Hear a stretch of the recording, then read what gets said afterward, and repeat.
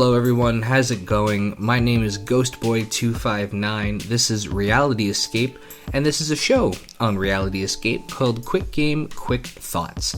And what that show is basically I play a browser game, a web game, flash game, mobile game, and I give you guys my thoughts on it. And sometimes it is something that you guys have asked me to talk about, and sometimes it's just a game that I kind of want to bring back because it's a game that I feel nostalgic about, and I think that people who are watching will feel nostalgic about.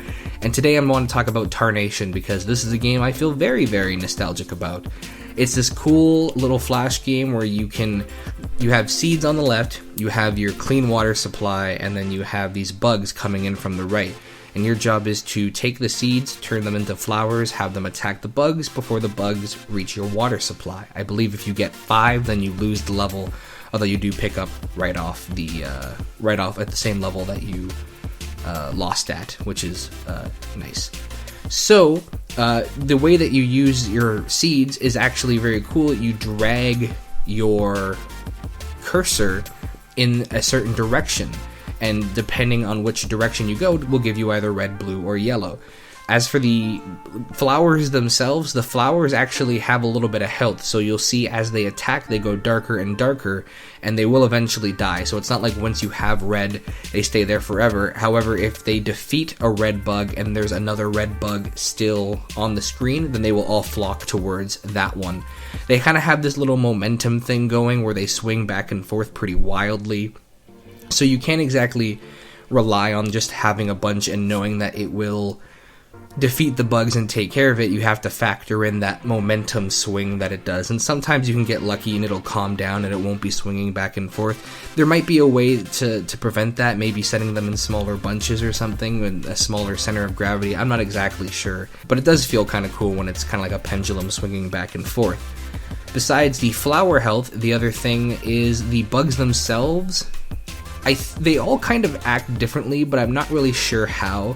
Red seems to be the most basic one. I think yellow has a bit more health, and then blue is faster. I don't know if yellow does actually have more health. I feel like it does, but blue is definitely faster. You can actually see at some points in the game where blue will start behind like a red bug and then pass it by the end. So you kind of watch out for that stuff instinctively. There might be a screen in the game that actually says what the different bugs do, but regardless, you just want to stop them all. And there's only 3, so it's not like there's like 4 or 5 or 6 you have to worry about. Now that's pretty much the whole game, but one of the things that makes this game unique is actually the point system.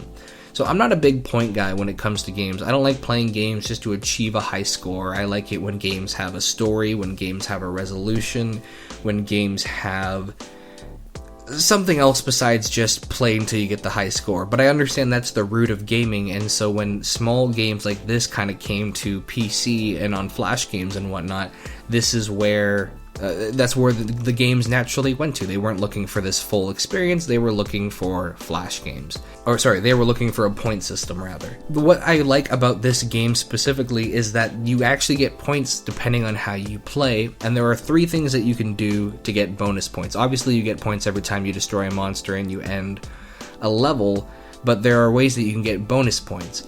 The first one is your seeds, and basically the game is trying to encourage you not to waste seeds. Every time that you have seeds, there's a little timer you can see in the top right, there's a smiley face and a frowny face. Every time you end the level and you have seeds, you gain little bonus points. Or sorry, not even end the level, it kind of goes off at random points.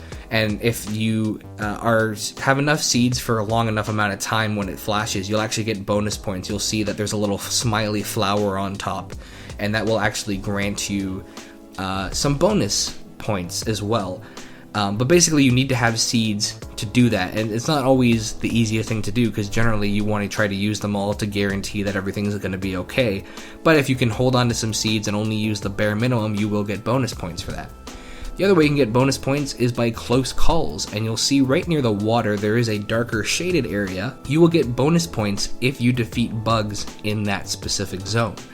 So while you want to do damage to them over time, if you can do the most damage to them right before they make it to the coast and do and kill them at that point, then that will actually get you bonus points. And then of course, if you can keep your water supply clean, you'll also get points. As I mentioned, I think it has up to 4 or 5 health hits that it can take.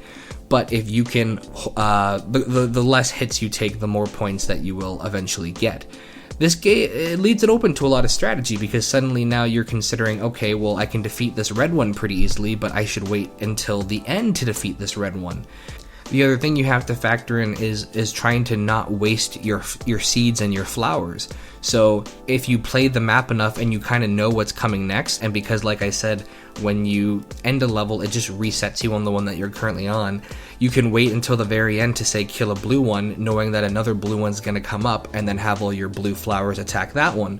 But of course you can't rely on that, because if you do, the flowers will eventually die out. They'll turn dark and they won't do any damage and they'll fade off.